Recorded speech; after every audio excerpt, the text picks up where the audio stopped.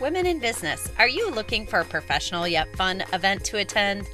The 8th Annual Lakeside Conference will be held on February 29th in Southeast Wisconsin, about an hour from Milwaukee and Chicago. Get the training, resources, and connections you need to catapult your business into more sales, smoother operations, and a more aligned and organized plan. The women that attend are high-caliber, driven business owners, speakers, and leaders in their communities and industries. We would love to add your name to the list and meet you in person at the Lakeside Conference. See all the details at womensbusinessworkshop.com/Lakeside Conference. Welcome to the Women's Business Workshop podcast. I'm your host, Robin Walker, small business consultant and coach. Today on the podcast, I am interviewing Jaffe Wocjik of Graceful Events. Jaffe is the owner of Graceful Events and has a deep history in the local wedding industry that only grew as she started her own firm. As a mother of 3 active kids, Jaffe grew the business with other experienced, passionate industry professionals who had the ambition to plan weddings while still being a mom. Jaffe is most proud of her team's culture of leading with grace and gratitude. Bridal couples appreciate Graceful Events for their innovation. Together, the team starts industry trends, paving the way to over-deliver hundreds of spectacular events each year. Jaffe and I have known each other for a couple of years, and she has spoken at the Lakeside Conference in the past. She will be back for 2024 to discuss more authentic sales conversations, something we are all looking forward to. Today, we're going to dip into that topic and explore selling as a business owner. Welcome to the show, Jaffe. Thank you, Robin. Thank you for having me. I'm so honored to be here. Well, we're honored to have you. So, Jaffe, you started this business from scratch, correct? It is correct. Nothing like this really existed in our area when we started.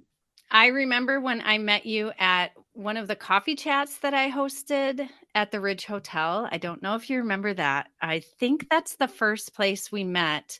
And when I asked you what you did, you said, well, I'm a wedding planner. And then the more I started asking you about it, you had like 10 women underneath you that were planners or something. I was like, wait a minute, this is more than just being a wedding planner. This is you're running an empire. But you were very understated about how amazing your organization is. So that was probably before the pandemic. So that was probably quite a few years ago.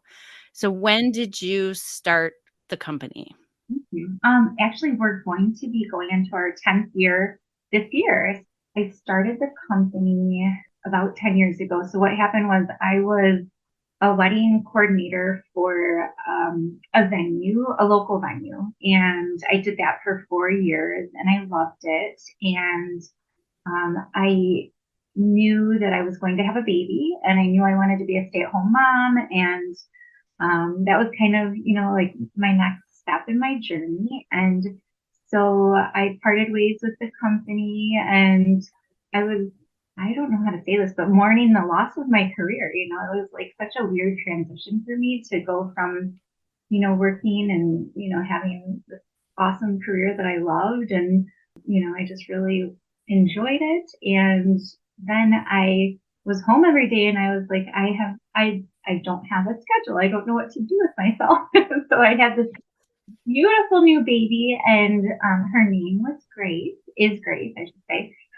So Grace and I were together and we did so many play dates because I didn't know what to do with myself as a stay-at-home mom. So I scheduled a play date every single day and just her and I. Yeah. So, and then one of my dear friends reached out to me and she said, I just got engaged and I want you to plan my wedding. And I was like, oh, okay. It was kind of the first thought of me doing something for myself. And I was like, oh yeah, I would love to do that. And we just kind of like worked alongside each other in the planning. And then the date came around for her wedding and it was everything that I remembered that I loved and more because I did it under my own umbrella and I was autonomous in a way that I hadn't been before. And so it was just really special. And it's a really special industry to me because we serve clients in such a meaningful way. We get to allow them to really enjoy their wedding day. So anyways, driving away from that wedding, I was like, that was awesome. I want to do that soon. Anyways, but I want to go back to the specific time and place that I knew that there was a big need for this in our area was 15 years ago when I got married. I had my wedding completely planned. Everything was in place. Framework was in place. All the details were filled in. It was planned. And the day of my wedding, everything's going smoothly, but there is one very important person that was missing the whole day, and that was my mom.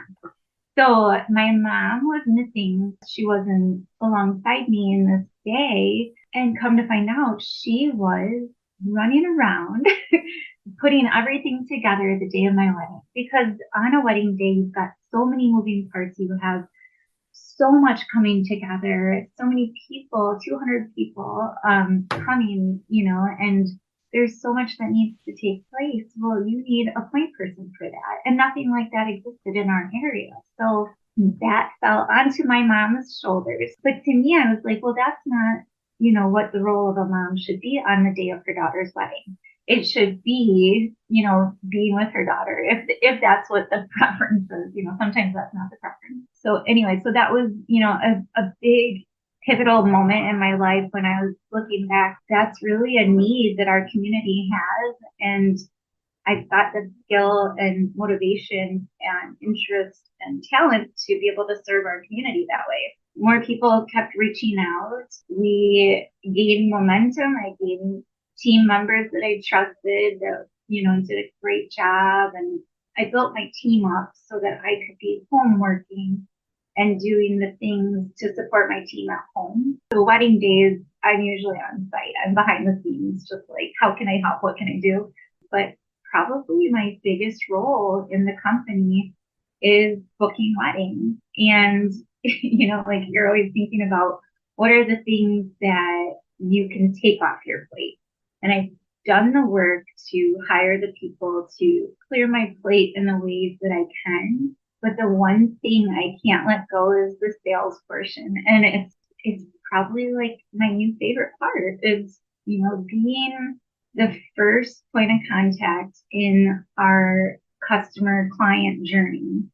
Can I go back just a second before we get too far into sales? I just want to say that I think a lot of our listeners can really identify with or relate to your story, that they've started in a similar way with wanting to create something maybe that didn't exist in their area, which I can speak to as our conference.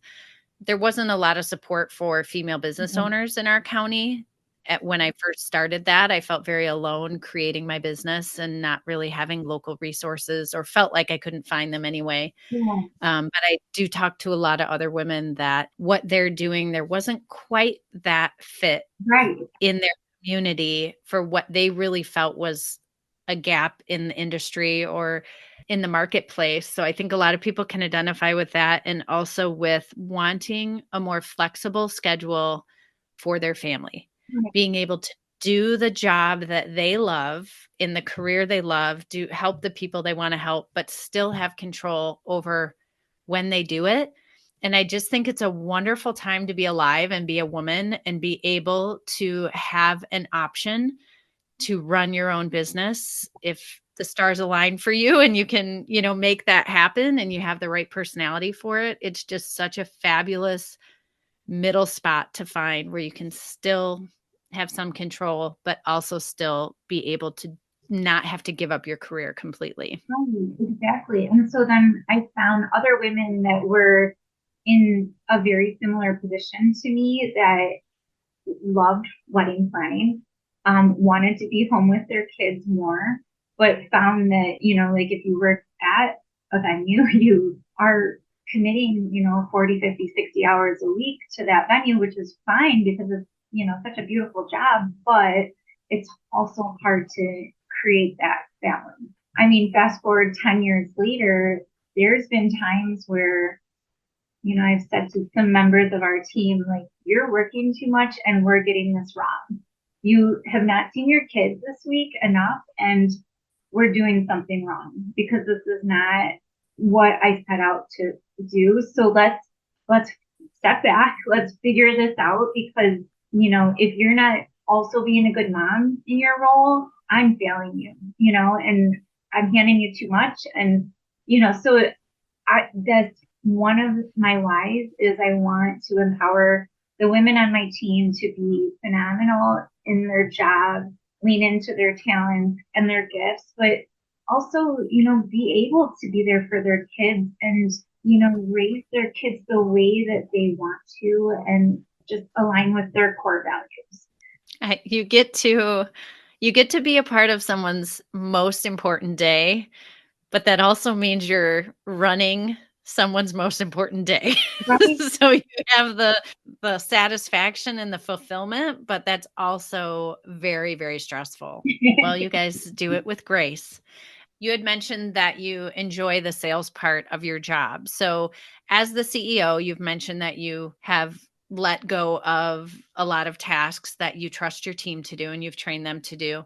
So, what type of roles just on a day-to-day aside from going to support them during the actual events, but during the week, what kind of roles do you have and how does sales play into that? Well, I would say sales is my biggest part. I get a lot of inquiries. We are fortunate to have a decent following and a good reputation in this area, and I'm very thankful for that.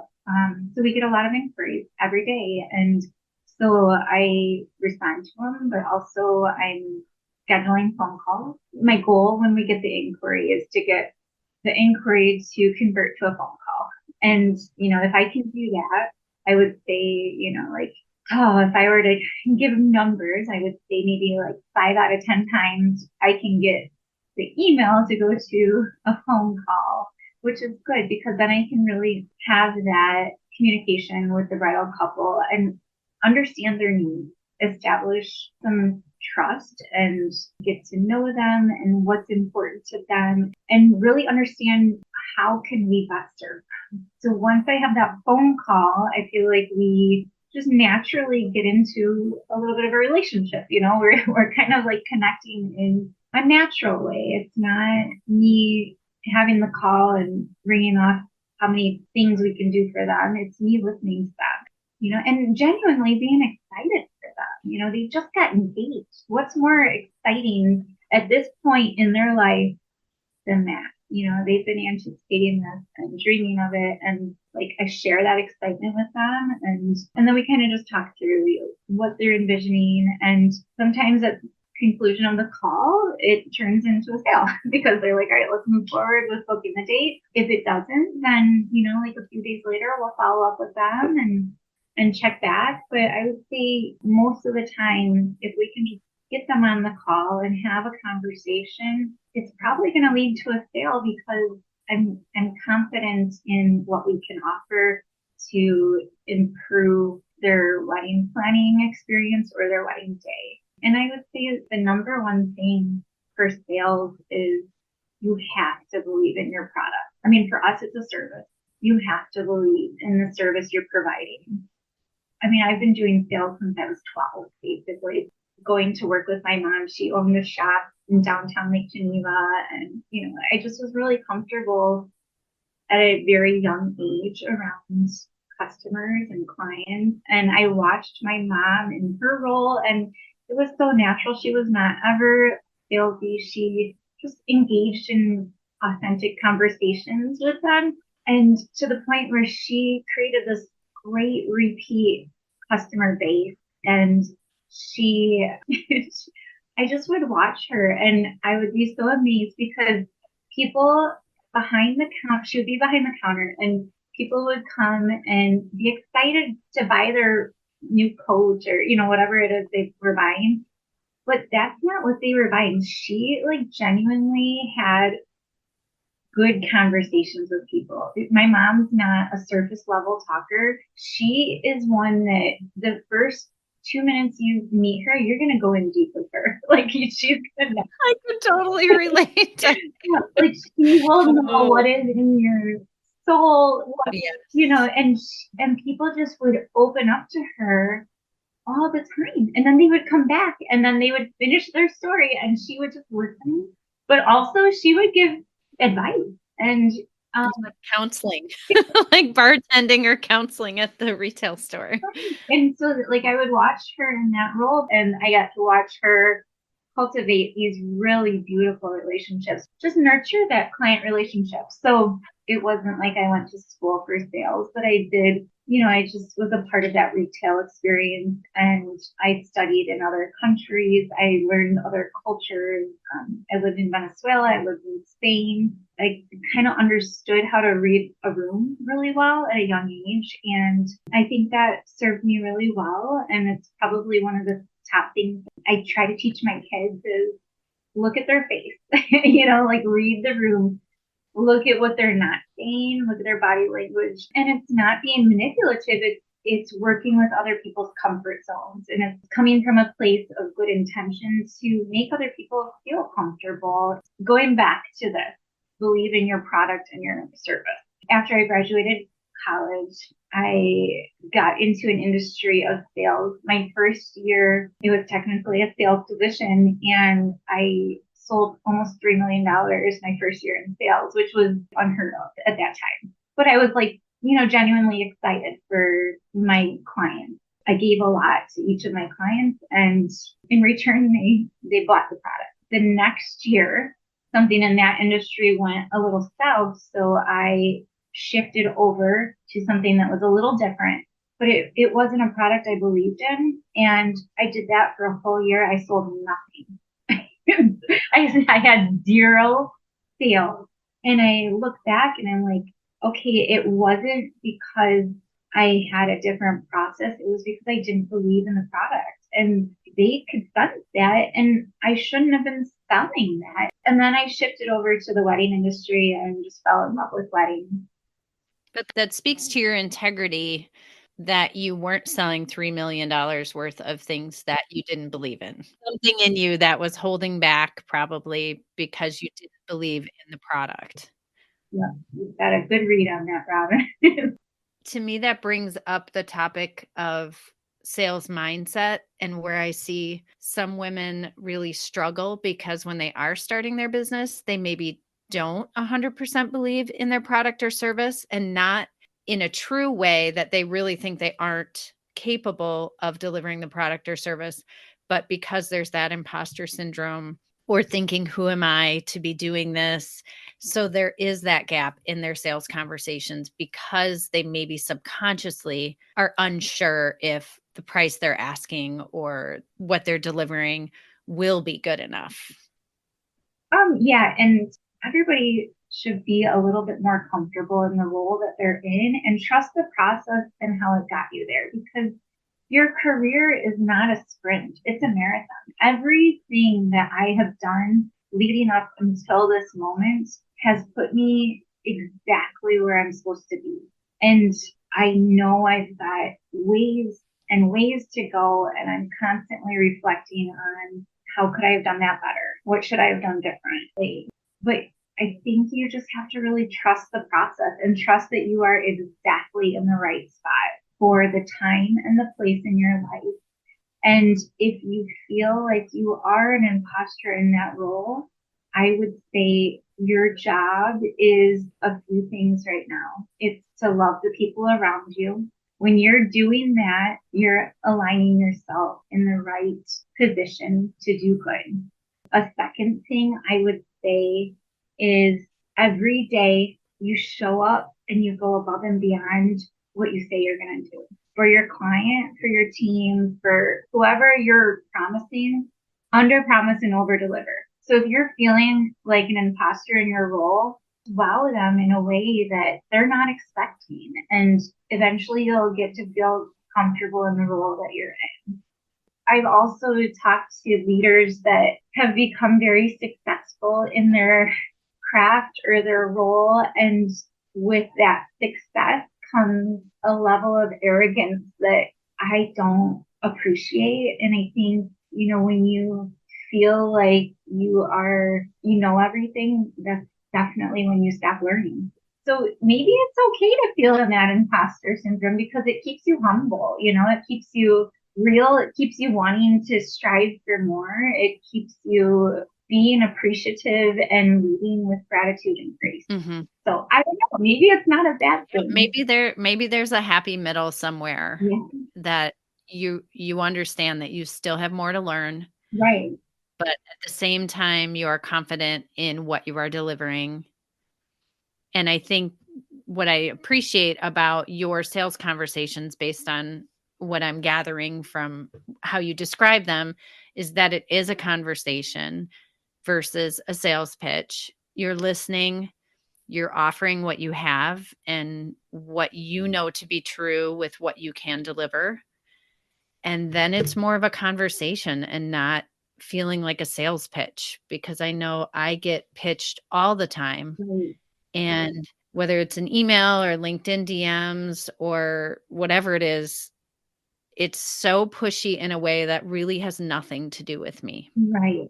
A friend of mine sent me a screenshot of someone's pitch to her, and it says dear, and then it has parentheses and it says first name.